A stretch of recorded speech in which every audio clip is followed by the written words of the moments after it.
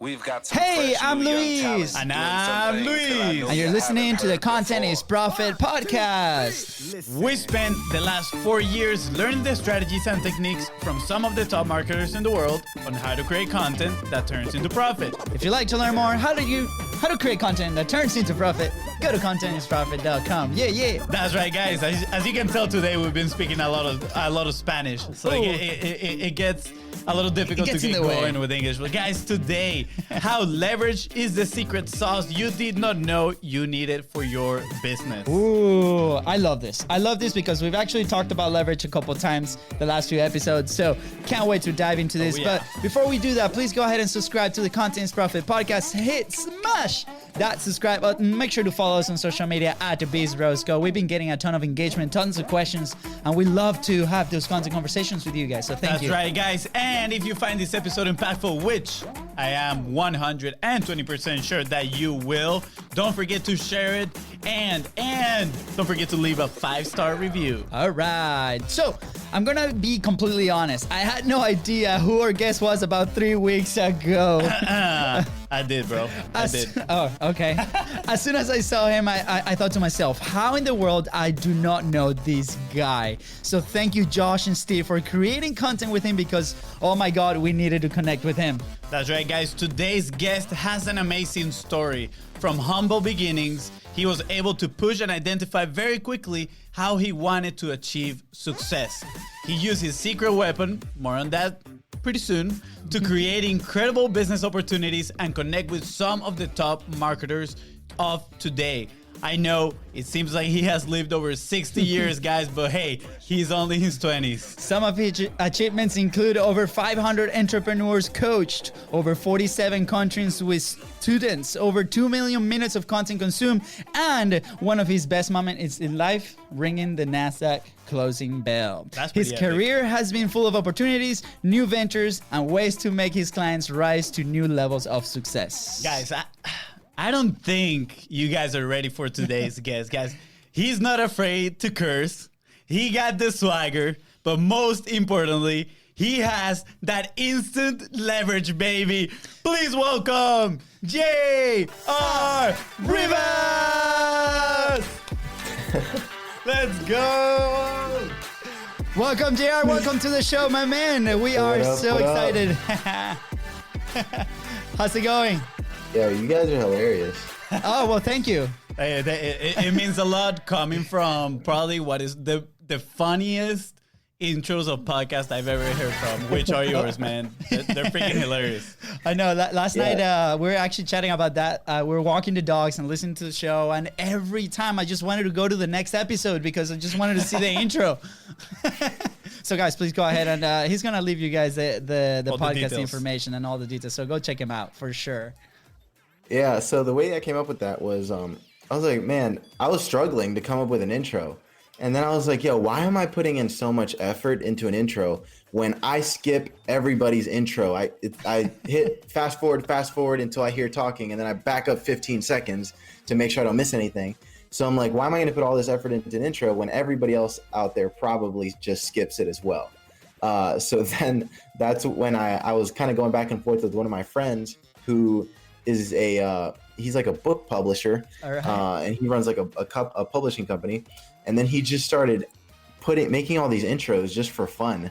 And then I was like, oh my God, can you, because he was giving me examples of like, hey, your intro should be like this.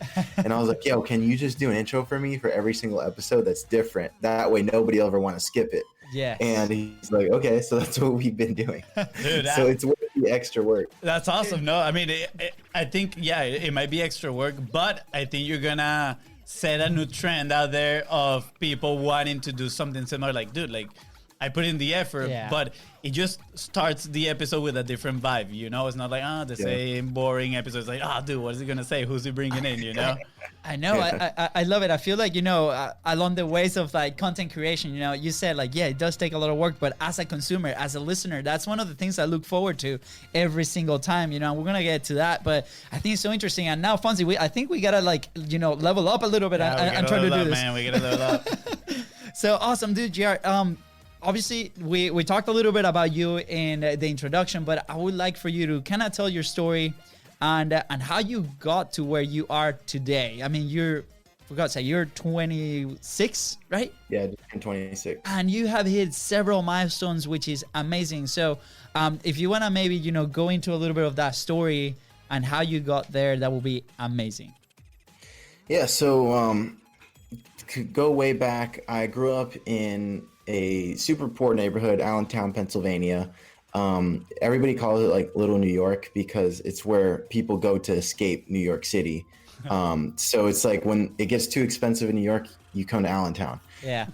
So like my family, both my parents were born in Dominican Republic, and I grew up around a lot of like Dominicans and Hispanics and stuff in Allentown. And at the time, our school had like a 89% poverty rate. Grew up with a single mother. I didn't meet my dad until I was 8 years old. Didn't really connect with him until I was like 16. And at a young age, I just remember like I just wanted to be rich, just because of the simple fact that like I knew that there was like wealth out there because I was a huge baseball fan as a kid. Yeah. And like in Hispanic culture, like baseball players, like you made it. So my family would always talk about how much money baseball players have and stuff like that. And I'd be like, damn, well, I want that. So around 16, we had like a career day in school, and they gave us these like pamphlets, and it said like every profession and like how much money they made. It was like doctor, firefighter, lawyer, engineer, and and then it showed how much money they made. So I went instantly to all the highest incomes, and it was like doctor, lawyer, engineer. Yeah. And I was like, man, I don't want to be any of those. And then the guy that was giving the presentation, he was like, oh, well, there's a third option. It's called an entrepreneur. And he's like, that's actually what I am. And he's like, oh, and I actually never went to school to do that. And he was like, I've only been to school one time, and it was to learn how to fly my plane. So I was like, oh, this is awesome. So the guy had written a book called $2 to Happiness about how he started a whole business, and all he had was $2 in his pocket. And then at the end of the presentation, he gives everybody a $2 bill. And he's like, okay, now you have as much money as I had when I was getting started. So go make something of your life. Amazing. So I was super inspired by this dude. So I started doing all this research. I started like driving around town. I had just gotten a car. I started driving around town to all the rich neighborhoods and just looking at the houses. Man, I was just so like inspired. And I was just like, wow, like how does one person own this house? Man. And one time, me and my friend were like, yo, I have to know. There was a house. It looked like a castle. Like, no lie, it had like castle pillars and stuff on the west side of Allentown. Yeah. So me and my friend were like, yo, let's just make up a story and see if we can knock on the door and meet the guy that owns the house. So I had a notebook in the back of my car. I pull it out and I'm like, all right, let's say we're doing a school project. So we knock on the door and they have like the Ring doorbell, but basically the Ring doorbell wasn't even around yet, but they had like the same thing. They're like, oh, who is this? And I explained like, oh, we're doing a school project. We're trying to talk to the owner of the house. She's like, okay, wait 1 second. Another dude comes to the door and he's like, oh, I actually don't own the house, but I'm one of 6 people that works here.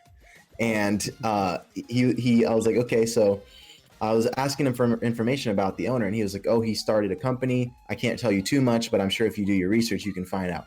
So it turns out the guy like started a night vision technology company in his parents' basement and sold it to the military for like $200 million. Wow. So I was like, okay, here's another example of somebody that didn't go to college, didn't get a career, and they just figured it out.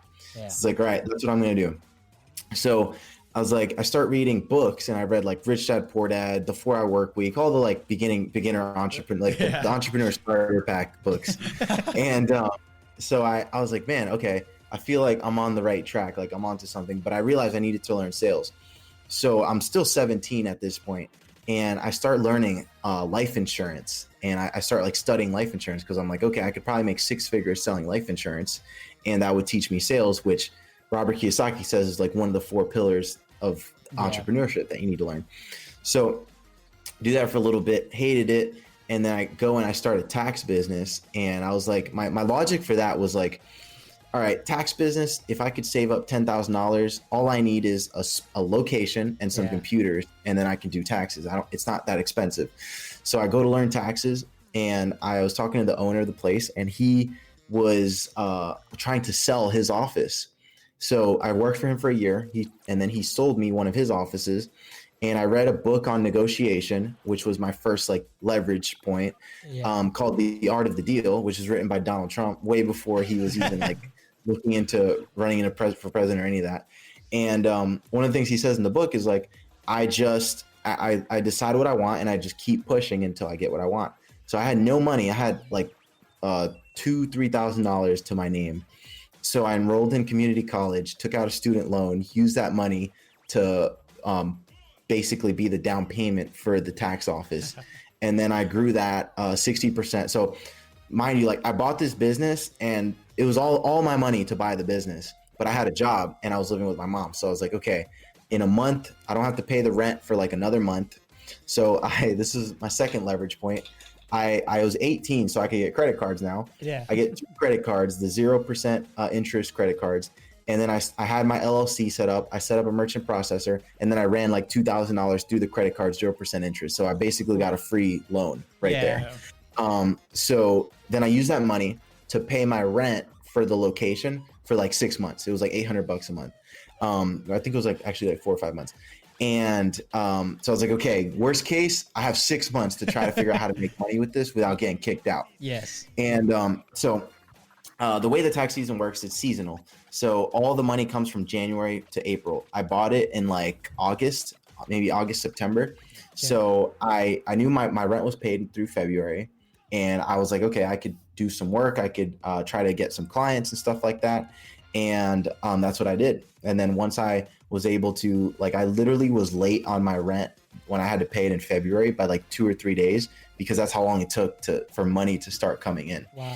So, so I did that for a couple of years. The next year I bought 2 more locations. So I'm like 20 years old to have 3 locations, 53 employees, hated my life. I was terrible at operating and managing people.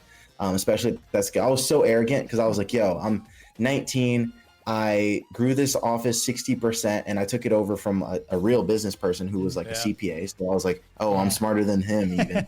And then next year it was way harder managing multiple locations and hiring 50 people from scratch and all this stuff.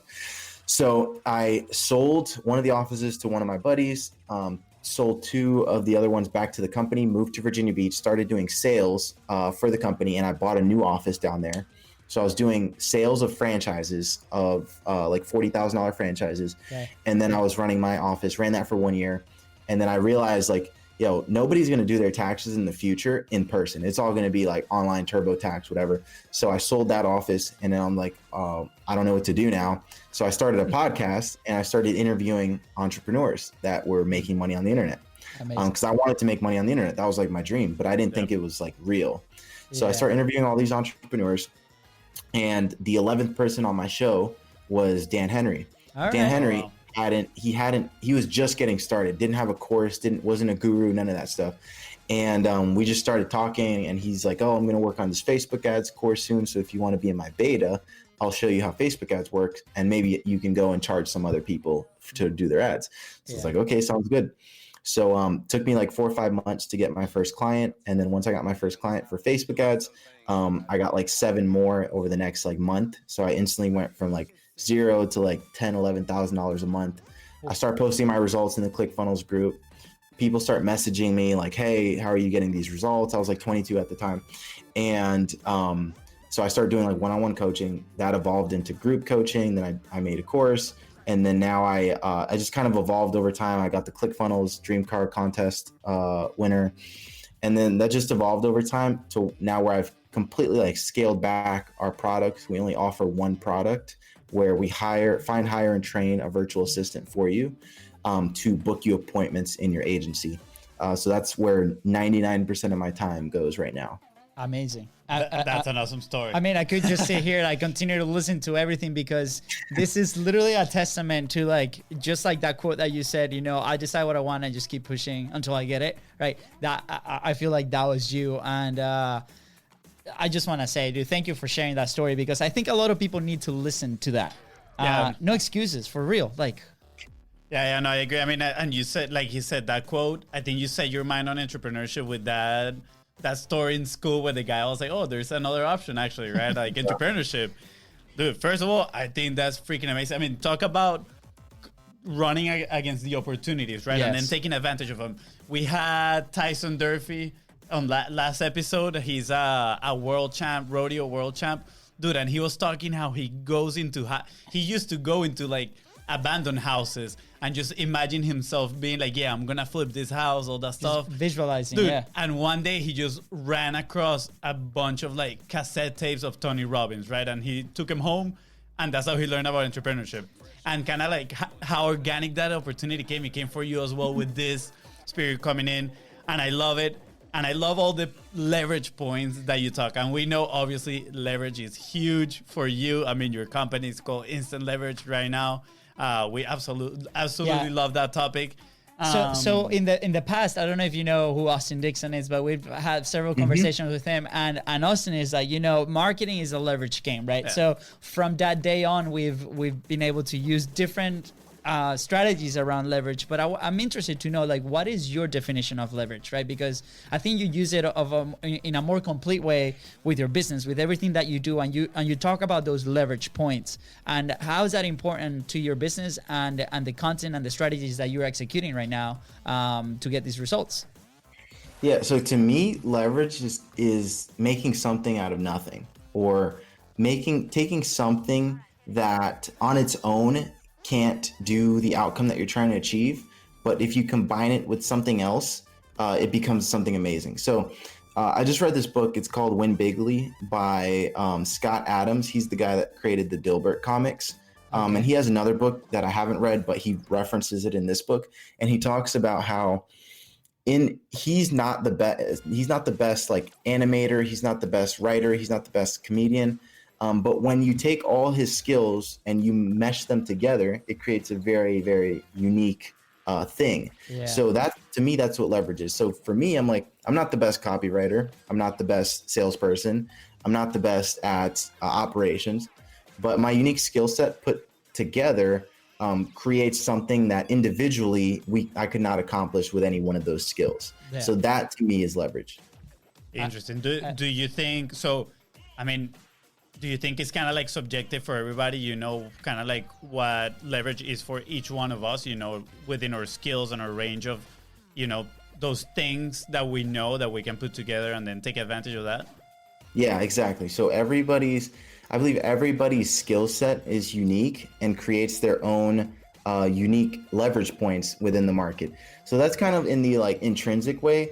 So in the extrinsic way is like kind of what I did with with buying the tax office. So I didn't have the sales price was like $80,000.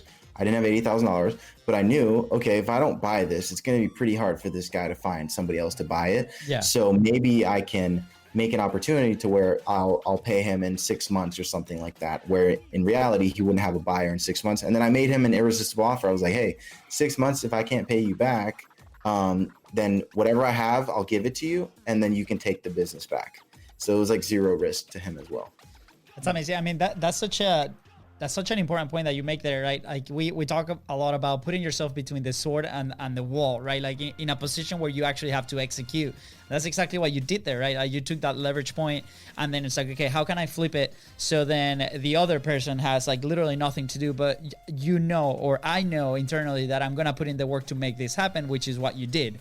Right. So a lot of people get into maybe the entrepreneurship game or maybe the content or marketing game, maybe not putting everything at risk. Do you see that often with your students, with your clients? And then do you encourage to put themselves in a situation like that? And then if it's so I've seen both. Like I've seen my clients, they kind of stay at their job until they feel comfortable enough to leave. And then I see some who just have no choice. Like for example, one of my new clients, Yash, he got laid off at the beginning of COVID. So he's like, am I allowed to curse on here? Of course, man. Go ahead. Okay. So he's like, fuck it. He's like, fuck it. I'm going all in on my agency because he just got laid off. And he's been with us like 2 weeks, already closed 2 deals, brand new agency owner in the real estate niche. Right. So I'm like, in that case, he really had no choice. Yeah. But I also like, if you have a job, I wouldn't be like, quit your job and start doing this, because that's not leveraging yourself. If you know how to use virtual assistants, or you know how to use automations and softwares and stuff like that, it's not that hard to kind of build something up to replace the income of your job, unless you're making like an absorbent amount of money at your job, which most people aren't. Yeah. That makes sense. I mean, again, since we heard that Austin said that, that was like a moment for us where like, wow, like that's true. You know, like you can take advantage of certain things that happen within your business and even outside your business to kind of like trigger certain things for yourself, right? For your own growth. Like what an example that happened to us. We were reading this book, Todd Brown's How to Find Your Big Idea. And we were posting some stuff online, and we saw that he was actually answering, right? He was like reposting on his stories. We're like, oh dude, like he's watching right now. Let's leverage this moment, right? And invite him to the podcast, because we know he's on his phone. And we literally grabbed the phone and we're like, hey, marketing is a leverage game, so we're gonna take advantage that you, Todd, are watching our stories right now. We want to invite you to the Content is Profit podcast, dude. And he's like, I'm in. Yeah.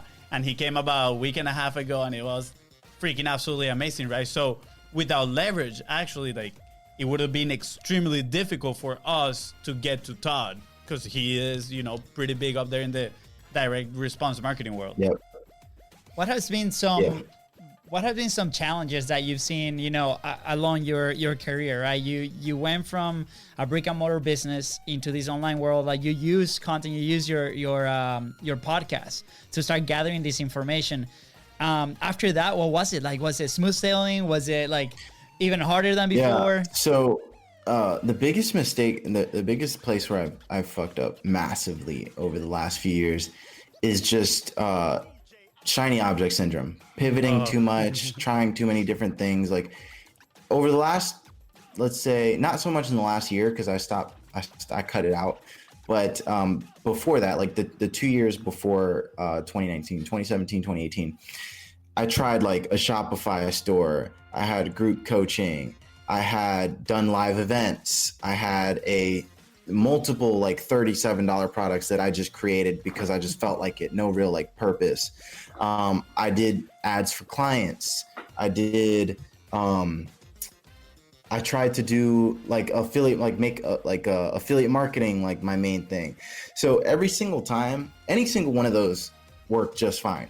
Yeah. But when you start pivoting too much, it just takes away it takes time to figure stuff out and figure out the nuances. So when you start pivoting too much, you're just shooting yourself in your foot and setting yourself back 6 months every time that you pivot.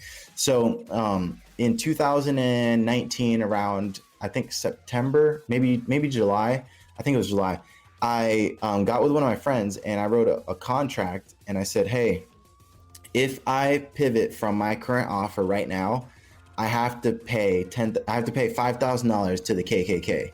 And I signed it and I sent it to my friend. I still have a picture. She has it. Yeah. And I gave it to her and I signed the contract, and I was like, all right, you're responsible for this. If I pivot from this, you have to send this to the KKK. So I pivoted. I didn't pivot from it. And this has been our most successful offer of all time. Wow. And the thing is, the only thing that's changed has just been extreme focus. And it took about probably 8 months from when I made that decision to where I started getting the results that we actually want, and we're growing month after month. Every single month, more people are enrolling, because another thing too, it takes time for your product to mature and start getting referrals. Like your clients have to get results, you have to work with them. Yeah. So if you're pivoting, if you do one program for 3 months, another program for 3 months, it's gonna you're never gonna get to the point where a large portion of your business is coming from referrals, and every new person that you refer that comes into your program gets better results than the last, because they're feeding off of their results, and they have the student group and the support and stuff like that. Yeah. So it wasn't until all that kind of stuff kicked in, and just me being obsessed with like getting people good results and just improving my product over and over again. I redid my entire product, and then figuring out what works for us with Facebook ads. And also, that's another thing. It took like 4 or 5 months for our Facebook ads to mature. Yeah. And really start finding the right people. At the beginning, we were spending like $150 for one phone call. Now we spend like $30 to $60 for a phone call with a qualified prospect. So, and it's a high ticket product. Yeah. So all of these things are things that I was missing out on by always just trying to chase the next thing that just got me excited. So that was a big thing. And then the second biggest leverage point that's like, I just talked about this on my podcast, is super not sexy at all, is tracking. All the most successful people in the world know their numbers. So, and that's one thing that I noticed from just my successful, like, for example, you guys should actually have this dude on the podcast, Nick Robbins. He is just an absolute beast. And every time I have a conversation with him, he's like, what's your retention rate? What's your payment plan completion rate? What's your cost per call? What's your cost per client acquisition? What are your salespeople closing at? And if I can't answer these questions, I feel like an idiot. And I'm like, this is why I'm not where he's at, because I can't answer these questions. That's simple. Yeah. So I got super meticulous in my tracking. I hired a visual data scientist, which is basically just a fancy word for somebody that can take stats from Excel and turn it into visuals that you can like identify trends from. And then we got meticulous with tracking every single day. My VAs go into all of our accounts, Facebook ads account, call booking software, ClickFunnels, all that stuff. And they document how many people visited our funnel, how many people clicked our ads, how many times were our ads shown, how much did we spend, what was our cost per paid traffic call, how much did we spend per application, how much did we spend total, how many appointments were booked, how many appointments of the ones that were booked, how many of them showed up, of the ones that showed up, how many closed, how many of those were one call closes, how many of those did we make an offer to, how many of those were cold, how many of those closed as a result of a follow-up. And we track this on a daily basis. So for me to be CEO, it's not that hard. Like, I just look at the numbers and I'm like, okay, obviously based on our trends, the more calls we take, the more money we make. So how can I get more calls? All right, are we maxed out on the salespeople's calendar? Do we need another salesperson? Are we maxed out on the Facebook ads? Maybe we need to go try YouTube ads. And then it just becomes very easy for me to make decisions. Like like a month and a half ago, our show up rate, we like it to be around 75%. It dropped to 50%. So I'm like, okay, I see that clear as day. Show rate 50%. All I need to do is get it back up to 70% and we'll make more money. So I'm like, okay, we need more follow-up. We need a call center to call people and confirm their appointments, maybe more reminders. So making decisions for me gets really, really simple when I have these metrics and I have something that's predictable. And then the last leverage point that I'll give you is my mindset was like, I always wanted to find the one thing that worked. So I grew my business originally just off of content. So I was just doing content all the time. And I was like, oh, I don't want to mess with Facebook ads. I don't remember what my logic was, but I was like, I don't know, let's not mess with Facebook ads. And then I completely switched and I was like, let's not do any content. Let's just do ads. And if you look at my Instagram or any of my stuff, there's a huge gap for like 6 months where I didn't post anything. I was just doing ads. Okay. And then I started doing content again. And that started to just like 5x what we were doing with ads. Wow. Because people would go search. Like I remember I got this message from a guy and he's like, hey, I saw your ad and I'm interested, but you haven't posted on Facebook, Instagram, or YouTube in like 6 months. So I don't know if you're still active. So I started to do content and I realized that when people don't just click an ad and buy something. Usually they click an ad, then they book a call, then they Google you, then they check out your Instagram, then they check out your YouTube, then they follow you, then they'll watch some of your story for a while, then they get on the call, then they have to think about it, then they'll listen to your podcast. So I started to realize in doing onboarding calls with all my customers, what their buying cycle actually looked like. And then I was like, oh, okay. So we had a guy, the day I launched my podcast, crazy thing, who he got on a call with us like 4 months ago. And then I sent out an email to my list when I launched my podcast. He got back on the phone and he was like, I should have did this 6 months ago because he listened to my episode with Steve Larson. Wow. And enrolled with us. Amazing. So that's when I realized, I was like, okay, I need to stop thinking that it's just going to be all ads or it's just going to be all content. And I need to marry them and I need them to work together. So now I've also invested in a PR person so that when somebody's Googling me and doing their research, they're seeing articles about me. When they're on my Instagram, if you look at my highlights, it's all client results so that if they're creeping, they'll see client results. They'll be like, oh, what's this? Let me check this out. And all that, they actually did a kind of, they touched on this at Funnel Hacking a little bit, the presentation about shadow funnels, basically like what happens when somebody goes and does research on you. Yes. So I was like, I've completely ignored my shadow funnel, thinking that people are just going to click an ad and buy on the first interaction, not thinking that I need to facilitate what they see and help nurture them at every aspect in every way. And the other thing was like, I always would get I'm sorry, I know I'm going on a rant. No, here. we're like here, like fully hypnotized, and I'm sure the audience is too. This is amazing. So is this episode on itself is a masterclass. So literally. Continue, please. So I would get discouraged because I did YouTube for like 6 months, and I'm like, man, we've done YouTube for 6 months. I post so consistently. I only have 5,000 subscribers. Like I was expecting to be at like 100,000, which of course like stuff takes time.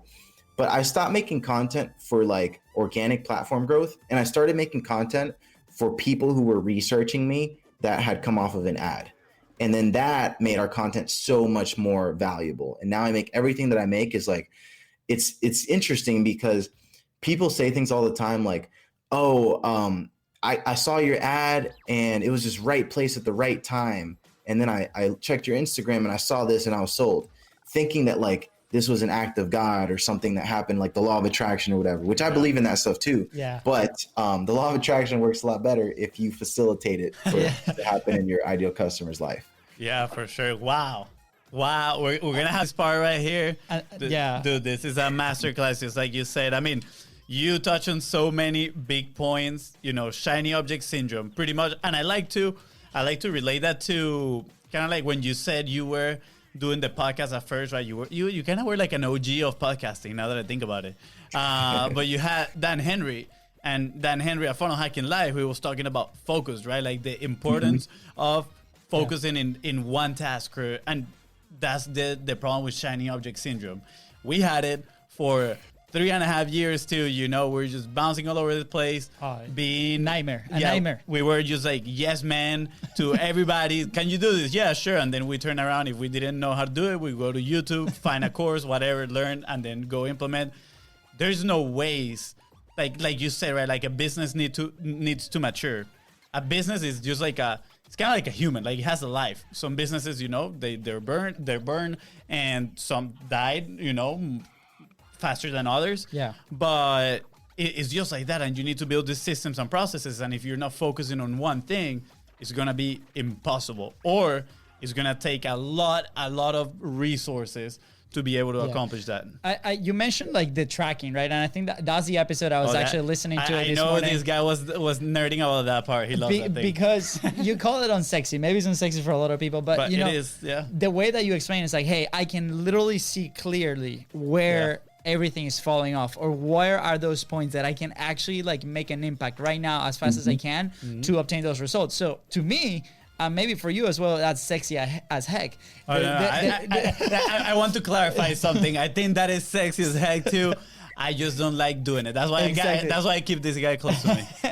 And that's maybe why we had to have a phone call with you after to get those VAs. But I think that's so important because a lot of people, and especially like small business owners or brick and mortars, or like this thing that they're so busy with maybe external things like the customer service side of things, or dealing with the day to day, they might not have the time. They might not even have the motivation to even sit down and try to figure out what those numbers are. But once you do, it becomes so much easier because you can just turn these knobs, and then a big difference comes up. So thank you for bringing that up. And the fascinating thing that you said at the end with the content is like doing the content specifically for the people that did not buy. And I think everything kind of ties together with the tracking and the things, and because then you will have exactly what to say, you will know exactly what to do. And if I remember correctly, also you have different follow-ups with people where you do testimonials, you do a specific type of content, a specific email, a specific type of call. And just that diving into those details is what's going to make a big difference in the business. So with that being said, like my question is, let's say for people that are maybe starting up, right? Like this might sound amazing, and it does. It sounds great, right? But it might be really challenging to master it, like right from the start. So how do you start this? What's the process like? What is your minimal viable tracking that you kind of have to do to get this thing rolling and know exactly what to publish or what to say to your potential prospects? Yeah. So the first thing that I look at so first of all, I want to make it clear. I don't do any of the tracking myself. My Yeah, VA goes in 30, exactly. 45 minutes a day.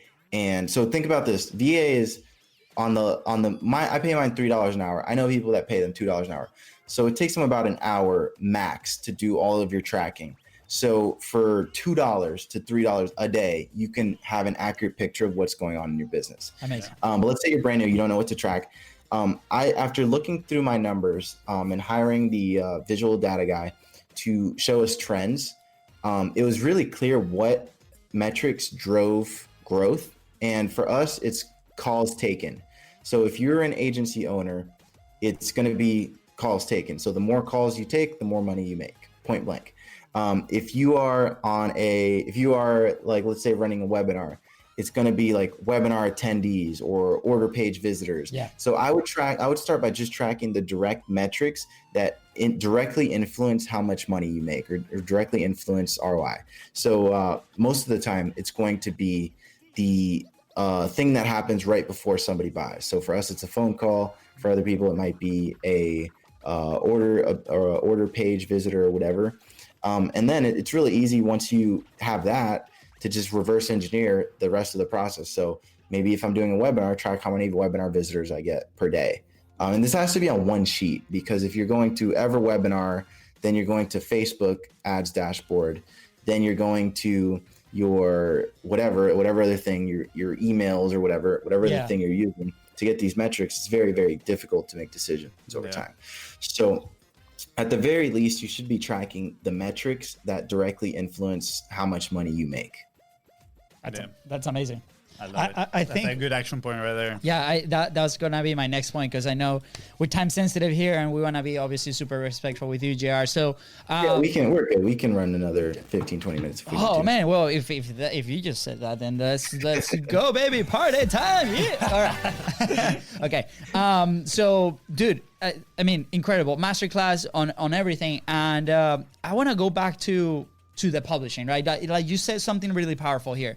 You started publishing maybe almost entirely organically, and then you dove into your ads, with a lot of people, right? And this is a conversation that we have with a lot of the clients, where they believe organic doesn't work because it does take work. Like, it does take time. Like, you have to plan it out. You have to see what you're going to say, right? And that takes some mental capacity. With the ads, I think there's a misconception there that it's like just plug and play and then that's it. Like, magic happens on the internet, right? And then you said when you mix them both together with like a very coherent strategy, the results were crazy, like through the roofs, right? So can you kind of like dive in a little bit more on like how you did that, and how do you coordinate your organic side of things with your paid side of things? Mm-hmm. Yeah, so that's something I'm still working on right now, because we've just launched the podcast, so I need to make the podcast more a part of the process. Yes. But essentially, what we do is, let's say you book a call with me, and let's say you either don't show up or you don't close on the first call. You're going to get a follow-up series of things to indoctrinate. So I might that's why, if you notice, like that episode on tracking of my podcast is specifically for an agency owner who's thinking about working with me. And then they listen to that and they're like, holy shit, I didn't even understand that this was a thing that I needed. Exactly. So I curate the content around people who have been on a call with us and are kind of skeptical. And I either just kind of share things with them that, because at the end of the day, like, my program is so deep that it's impossible to explain to everybody that they're going to, like, if I were to sit down on a sales call and be like, all right, so you're going to get this tracking sheet that I've spent thousands of dollars to develop, and this is going to help you somehow, like, you're going to be like, what? So a lot of the times I literally have to just, like they always say, sell them what they want and give them what they need. I have to sell them on the fact that their whole problem in life is that they just need more appointments. And then I get them in and I'm like, okay, you need more appointments. We're going to solve that. Here's how you solve that. But here's all the other issues in your life as well that you're going to run into. So my strategy right now is I want to have all the objections that I can think of, and I want to overcome them with various podcast episodes. And then I want to input those episodes into the process so that it's more organic. So for example, if somebody says something like, hey, I'm just skeptical. I've been burned before or something like that. Maybe I can make a podcast episode called what to do if you've been burned before by an internet marketing guru, and then just kind of address that. And and honestly too, a lot of those objections just went away once we've ran our program for 6 to 8 months, worked really, really hard to get people results. Yeah. And then now I have a page of testimonials, instantleveragereviews.com, or no, instantleverage.com/reviews. Perfect. Shameless plug. That shows all of our client results. So anytime someone's skeptical, we just boom, send them that. So that's another thing. But the main thing though is I still keep this process very, very simple. And just because it's simple doesn't mean it's easy. One of the things that I see is like, we see people that will funnel hack us or like copy our funnels and stuff like that all the time, or even our offer. But the funny thing is, like 90% of what happens is on the back end in our follow-up, in all the thousands of conversations I've had with my sales guys about how to handle this situation and that situation, stuff like that. Not necessarily stuff that you can just copy. Yeah. So I think that when it comes to thinking about like content and curating it for people that are on the fence, I asked a simple way to do it is like, what are the objections that I commonly get and how can I address these? And the way I address objections is I just use logic and then I provide a testimonial. So if somebody's like, hey, for example, how long will it take me to get results? I want them, we have a proposal that we send out to for people on the fence, and it addresses all the objections. So one of the objections is like, so how long will it take me to see results? And that's honestly impossible for me to answer, because it's like, okay, how hard are you going to work? How much time are you going to put in? Whatever. But I give them examples. I'm like, look, this person, they took their time. They worked a full-time job. They got serious 6 months later because they saw someone else in the program who started after them, killing it. And then they took action, and now they got this result. Versus this person over here who went from 0 to 35K in 5 months because they just went ham and they were living with their mom at the time or whatever, so they had all the time in the world to dedicate to this. So I just kind of overcome that with logic, and then I'm like, okay, here's some examples of the range that you could fall into. And using my testimonials like that to overcome objections has instantly increased our close rate, because we also, on top of leaning on our reviews now, and on top of having our shadow funnel, which can always be better as well, we now have this proposal that's overcoming the objections and the things that are going on in their mind as well. So those are all things that like nobody taught me when I was getting started. They didn't tell me, like, they were just like, so have a funnel, get on the phone and then close them. I didn't realize there was this whole other thing to closing people that wasn't a part of what happens from the Facebook ad to the phone call. Yeah. I find fascinating, and I always reference this to Lego pieces. My wife is a big fan and whatever. And but same thing, like, what are those Lego pieces behind the front of your business that you can start adding and building this whole structure that is very solid and literally like leak proof when you're trying to move somebody from not knowing who you are to being a raving fan and customer. So I think it's fascinating the view that you just allowed us to have behind, instant leverage and the way that you produce content, the way that you sell. So I invite everybody listening right now, go listen to the Instant Leverage podcast, because it's amazing, entertaining, and you're going to get a ton of it. You're going to learn. And if you are ready to use those leverage points, go CGR, obviously. Yeah, I mean, what I love about this, and I want people to really understand this, is that you didn't try to do all this at the same time. Yeah. I mean, you said it kind of like in the shiny object, right? That focus. Okay, before it was with the offers, but you can get the same thing within your business, right? Like, I mean, we've been there, that now, okay, we know exactly what we want to sell. This is what we're going to stick with. But now you have so many other pieces inside your business, and you're like, what do I dedicate my focus in, right? And like you've been saying, like, okay, first let me get these metrics closer to the sale, reverse engineer. And those are single steps that people can take one by one, right? Start like implementing there. Easy too. Because what I say is like, okay, every business is the same. It's traffic, conversions, fulfillment, and retention, or repeat business. So when you bring, like, my spreadsheet literally breaks it down into those four things. So when I look at it, I'm like, okay, our traffic's good. are conversion could use some work. So I'm like, okay, what are the top 3 reasons why I always use common sense. Like, what are the top 3 common sense? Like, for example, when I had the show up rate issue, I was like, what are the top 3 common sense ways that I would fix this? If somebody had a gun to my head right now and they're like, fix your fucking show up rate, I'm pulling the trigger. What would I do? Yeah. Okay, more texts and emails, easy, right? Like, write some text, do some emails. Okay, what else would I do? Well, maybe if somebody could call them and confirm. Okay, well, I don't know how to do that. Pull up my browser, google.com, call center to confirm appointments, enter. I look at the first 3 that are buying AdWords. My logic is like, well, if they're buying AdWords, then they must have a good product because they can afford to pay for traffic. Yeah. So I click literally the first one. I'm like, okay, they're probably spending the most to acquire a customer. That means their cost is probably the most solid. This is just a lot like, this is gun to your head logic. And then I get on the phone with them. They're like, okay, what do you want us to say? I'm like, oh, I don't know. Just say that, hey, I saw you just booked a call and just confirming. And that's pretty much it. And they did that. Boom, instant show up rate. And then the last thing. So again, I look for the first 3 things. What are the 3 logical ways to solve this? Last thing is, are you letting people book too far in advance? Because I know personally, I forget shit if I book more than 3 days in advance. Yeah. So I shortened my booking window. Boom, 75% show up rate. And that has an instant ROI on the back end, instant return on the back end, because it's the same marketing dollars, it's the same everything. More people are just showing up to the calls. So I take that approach with everything. I'm like, hey, if you're not closing clients, I tell my clients, if you're not closing at least 1 out of 5 people that you talk to, ask yourself, okay, what were the objections? All right, the objection was trust. Maybe you need some more case studies and results. Okay, how do you do that? Well, have you helped anybody in the past that you can help, that you can get a testimonial from? Is there anybody you can help right now that you can get a testimonial from? Or you can just reach out to people and say, hey, I'll help you get this result in exchange for a testimonial. Yeah. And now you have more trust. Or maybe they just don't like the offer. Maybe they just don't believe it, or there's some like they've tried it before or something like that. So identifying those different things and saying, okay, what's the logical common sense way to fix this?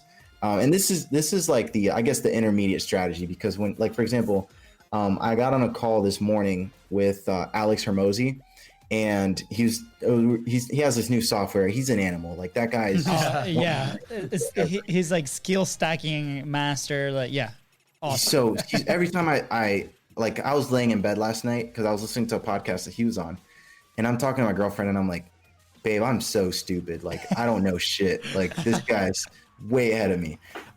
So I'm talking to him and he's like, same thing. I wanted to touch on this earlier about the focus thing. Yeah. And if you've ever seen, there's this video with Warren Buffett saying that him and Bill Gates both wrote down one word that attributed to the majority of their success, and they both wrote down focus without knowing each other, wrote that down, and they had just met too, so they didn't even know.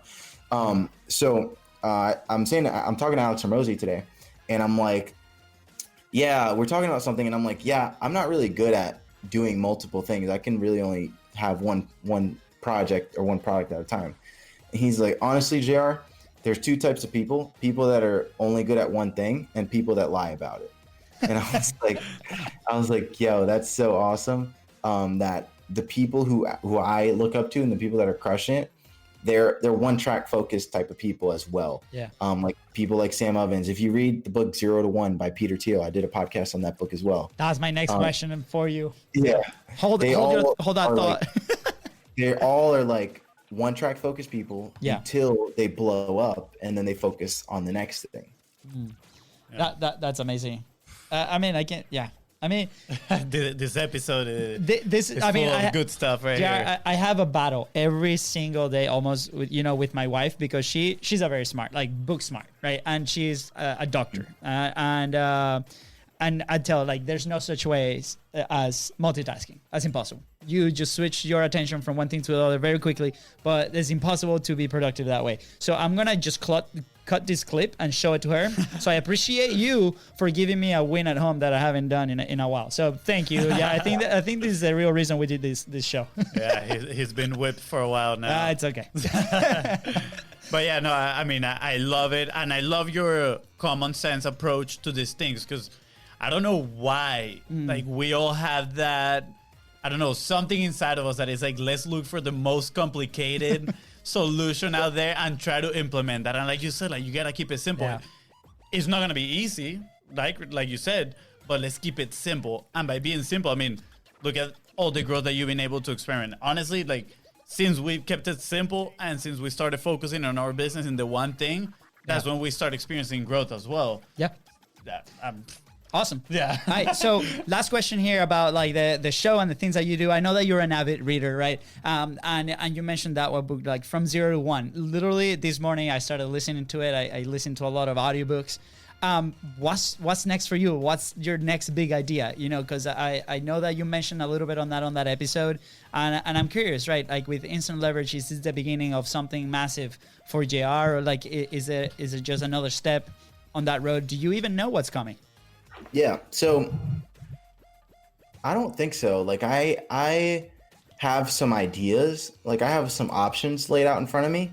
But I'm totally focused on my goal right now, which is this company and in this vertical. So my next move that I've been thinking is I could either branch out and start doing like providing virtual assistants to real estate agents and mortgage brokers that can help them get more appointments and leverage some tasks and take some tasks off their plate. And we've done some of that here and there with just like, I had a local realtor friend who wanted a VA. We found him one, he loves it. So that might be our next play. Yeah. Or I might just go out and do something completely different, because I really, reading that book especially, he breaks down like the characteristics of billion-dollar companies. Yeah. So I'm like, okay, in order to build a billion-dollar company, I would have to keep my eyes open for these kinds of opportunities, and then be at a place where I have the capital, time, etc., to be able to invest, which is what I'm hoping that this company is going to do for me. So I've kind of been throwing around some ideas. Like I have an ideas Google Doc that I just like idea vomit on. And I wrote the other day, I was like, okay, let's say I needed to start a billion-dollar company. What are some ideas that I have? So I instantly start thinking of what are some ideas that are byproducts of things that are going to happen in the near future. So for example, if there's a self-driving car, there has to be a self-pumping gas station somehow. Somebody has to invent that. Somebody has to figure out that technology. So I start thinking along those lines. Yeah. And I'm like, okay, well, if VR is going to be as big as everybody thinks, then there's going to need to be an ad platform in VR, because people are going to want to buy ad space in VR. So I'm like, that would be 100% a $1 billion idea if I sat down and developed it and did it the right way. Because if I don't do it or someone else doesn't do it, then it's going to be Google or Facebook or whoever else that ends up building that platform. Yeah. So I'm constantly just thinking like, okay, what are some things that are coming up in the near future that I could work on? But ideally, I'd love to keep serving agency owners, and I'd love to find something that could be a $1 billion concept within the agency or the like small business space. Yeah, I love that. I mean, Yeah. I feel like, I don't know, it might be something software as a service, going that route, probably something super, super scalable. But I love how you take your time to dig into these ideas. You know, you kind of like your creative time and focusing on, okay, like this is think big time, right? Like what can I do, you know, to just like elevate my future and like I mean, you mentioned it, as a kid, you were freaking ambitious, and it seems that you haven't lost that, which is absolutely amazing. So, and I mean, and taking that ambition and then your common sense approach to everything, I have no doubt that you're going to get there. Yes. Which is, I personally would like to have a second round at the podcast and talk about mindset. Oh, man, yeah, that's a big one. I think, plus you mentioned in one of your episodes, I think it was the first one, that you went to like a Buddha temple, yeah, something Buddhist like that. monastery, yeah. So I would love to dig into the mindset side of it. I think we should leave that for another episode. Just leave it as a hook. But I love it. So Jared, to kind of wrap these things up, obviously, you know, the show is Content's Profit. You use content in a very creative way, not just for like advertising, but like to handle objections and on the back end and stuff like that. We want to, with this show, where our purpose is to motivate people to start creating and start trying things out. And if they don't work, that's fine. You know, find those things and those leverage points that you can apply to then get better, right? So my last question to you is, where will you be without publishing? Without publishing, shit, I would have never started my podcast that led me to meet Dan Henry and all these other people, and I would have never started doing ads for clients, and I don't know. It's kind of a scary thought because my podcast was literally a way for me to meet people. I was like, I don't care if anyone ever listens to this ever. As long as I can use this as a platform to meet people, then I'm okay. And I used it as a way to kind of get like free coaching at the time. I didn't even know that's what I was doing from people. So without that, I don't know. I probably would have, gave up or went and done something else. Maybe still have the tax company. Yeah. That's a scary thought. Dude, Jared, this has been an absolute pleasure, man. Thank you so much for being here. How can people find you? How can people connect with you if they're interested in what you do? Yeah, just go to instantleveragepodcast.com. Easy peasy. Guys, go there because you're not going to regret it. As soon as you listen to those intros, you are going to be hooked, just like we did. So, we're going to take you on that offer when you come to our town. We're going to, we have beers on us for you. So, or if you don't like beer, we'll do whatever you like. So, I mean, he said Dominican parents, so I'm sure maybe rum. Maybe I don't know. I mean, maybe he doesn't drink at all. Yeah, maybe you don't drink at all. So we'll drink water. That's fine. That's fine too. I try to not drink very often. So water it is. Every now and then, special occasion. Sounds awesome, good, guys. Well, with that being said, JR, don't leave. We have like 2 more minutes to say just thank you. And please go ahead and subscribe to the Content is Profit podcast. Smash that subscribe button. Thank you so much. And remember to follow us on social media at BizRosco. That's right, guys. And if you found this episode impactful, which I am sure you did, please don't forget to share it and leave a 5-star review. Thank you. Thank you.